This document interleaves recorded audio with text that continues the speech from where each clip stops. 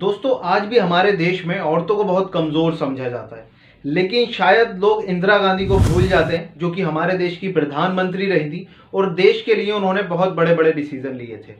दोस्तों इंदिरा गांधी के दो बेटे थे, राजीव गांधी जो कि बाद में प्रधानमंत्री भी बने थे देश के, और दूसरे छोटे बेटे उनके संजय गांधी। लेकिन संजय गांधी की हमेशा बहुत कम ही बात की जाती है। तो आज हम बात करेंगे संजय गांधी के बारे में। दोस्तों 14 दिसंबर 1946 को जन्म होता है संजय गांधी का दिल्ली में। अपनी शुरुआती पढ़ाई ये वेलहम बॉयज स्कूल से करते हैं और उसके बाद ये देहरादून चले जाते हैं द दून स्कूल में। लेकिन ये यूनिवर्सिटी में एडमिशन नहीं लेते और ये ऑटोमोटिव इंजीनियरिंग को अपना करियर बनाते हैं और ये 3 साल अप्रेंटिसशिप करते हैं इंग्लैंड में एक रोल्स रॉयस कंपनी में। दोस्तों रोल्स रॉयस जो कंपनी है वो दुनिया की सबसे महंगी कारें बनाती है। दोस्तों संजय गांधी इंडिया वापस आ जाते हैं और उनकी पार्टी के जो पुराने नेता होते हैं उनसे बहुत ज़्यादा नहीं पड़ती है। उनको मानते थे कि पार्टी में युवाओं को सामने आना चाहिए और उन्होंने पार्टी में बहुत सारे युवाओं को शामिल भी किया था। माना जाता है कि संजय गांधी बहुत ज़्यादा पंक्चुअल रहते थे किसी भी काम के लिए। अगर वो किसी भी मीटिंग का टाइम 9 बजे फिक्स करते थे तो वो 9 बजे ही उस मीटिंग में पहुंचते भी थे। संजय गांधी बहुत कम बोलते थे। माना जाता है कि उन्हें ज़्यादा बोलना पसंद नहीं था, यहाँ तक कि वो किसी भी काम में देरी बर्दाश्त नहीं करते थे। बहुत ज़्यादा इम्पेशेंट इंसान थे और उन्हें ना सुनना भी पसंद नहीं था। एक बार जब वो रोड पर जा रहे थे, उन्होंने कुछ गड्ढे देखे रोड में, तो उन्होंने एक अधिकारी से बोला कि इन गड्ढों को संभलवाइए। अधिकारी ने बोला कि इसमें 2 महीने लगेंगे, लेकिन संजय गांधी ने कहा 2 महीने बहुत ज़्यादा होते हैं, 2 हफ्ते में इस काम को कंप्लीट कराइए। तो ये बहुत ज़्यादा पंक्चुअल थे किसी भी काम के लिए। और 1971 में ये इंदिरा गांधी की कैबिनेट में एक पीपल्स कार को प्रपोज करते हैं। ये कैबिनेट में कहते हैं कि क्यों ना हम ऐसी कार बनाएं जो हमारे देश के जो मिडिल क्लास लोग हैं वो उस कार को अफोर्ड कर सकें।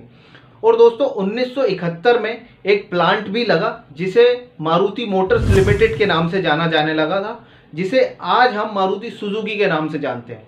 तो दोस्तों कुछ इस तरह शुरुआत हुई थी मारुति सुजुकी की 1971 में। उस टाइम तो ये बहुत ज़्यादा सक्सेसफुल नहीं रहा था, बल्कि इसकी वजह से पार्टी को बहुत ज़्यादा आलोचना सहनी पड़ी। बहुत ज़्यादा विपक्षी दलों ने बहुत ज़्यादा विरोध किया भ्रष्टाचार का इनके खिलाफ, और उस टाइम संजय गांधी को उस प्लांट का मैनेजिंग डायरेक्टर भी बना दिया गया था। और 1974 में संजय गांधी शादी करते हैं नई दिल्ली में मेनका गांधी से,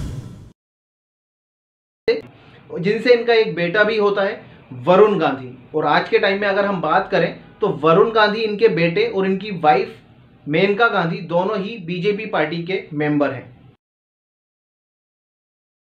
विपक्षी नेताओं ने, विपक्षी पार्टियों ने इंदिरा गांधी के खिलाफ बहुत ज़्यादा धरने प्रदर्शन किए और चारों तरफ देश में धरने प्रदर्शन देखने को मिले। भ्रष्टाचार,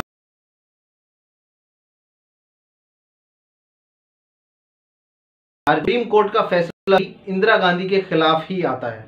तो इन सारी चीज़ों से निकलने के लिए इंदिरा गांधी 25 जून 1975 को देश में इमरजेंसी लागू कर देती है। इमरजेंसी के लगते ही दोस्तों इंदिरा गांधी के पास बहुत ज़्यादा पावर आ जाती है और ये एक के बाद एक डिसीज़न भी लेती हैं, और जो बाकी विपक्षी पार्टी होती हैं उनकी पावर ख़त्म हो जाती है। और संजय गांधी का इस पर कहना होता है कि कोई भी अगर इमरजेंसी के खिलाफ बोले या इंदिरा गांधी के खिलाफ बोले तो उसे तुरंत अरेस्ट कर लिया जाए। और ऐसा हुआ भी, बहुत सारे नेताओं को, विपक्षी नेताओं को अरेस्ट भी किया गया। इमरजेंसी के दौरान दोस्तों इंदिरा गांधी ने 20 पॉइंट्स इकोनॉमी प्रोग्राम भी चलाए देश के विकास के लिए, और संजय गांधी ने 5 पॉइंट्स प्रोग्राम भी चलाए, जैसे कि एजुकेशन को बढ़ावा दिया जाना चाहिए, दहेज प्रथा को ख़त्म करना चाहिए, जातिवाद को ख़त्म करना चाहिए, और ज़्यादा हमें प्लांट लगाने चाहिए, और हमें फैमिली प्लानिंग भी करनी चाहिए। और बहुत से लोगों की ज़बरदस्ती पकड़ कर नसबंदी भी कराई गई दोस्तों इमरजेंसी के टाइम पर।